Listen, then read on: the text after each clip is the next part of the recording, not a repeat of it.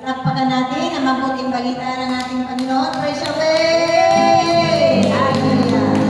Napaka-makapangyarihan ang kanyang salita. Salita na nagbibigay buhay, nagbibigay pananalig, malakas at matibay na pananalig at pagtitiwala at pananampalataya sa Diyos. Nasabi nga, gayon na lamang ang pag-ibig ng ating Amang nasa langit sa ating lahat, na yung pag-ibig niya ay napakahalaga. Tunay na pinahalagahan niya yung pagmamahal niya sa bawat nilikha niya, na tayong lahat na makasalanan. Kahit kailanman, maya't-maya tayo ay nagkakamali, nagkakasala. Subalit naroon ang kanyang kamay.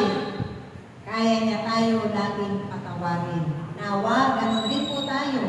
Ang pagpapahalaga at pag-ibig natin sa kapwa ay ganun din ang maisa sa pamumuhay po natin. Kahit ito yung kanyang salita na nagbibigay buhay, kasiglahan, nagpapanumbalik ng ating pananalig at pananampalatayang nanamlay, at minsan ito'y nawawala sa ating buhay. Amen? Ito yung ating pag-asa, inspirasyon. Ito yung kanyang salita, ang magiging daan upang tayong lahat ay mabago sa ating mga buhay, mapanuto, at marami pang biyaya at pagpapala na makakamtan. Amen ba? God is good all the time.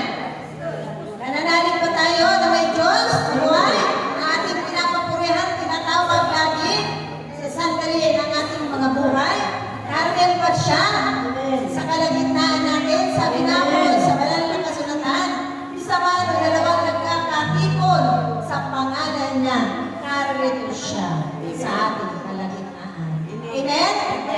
So tayo po ay dadako na sa pagpapahayag mula sa panalangin papuri, mula sa Espiritu Santo ni Inang.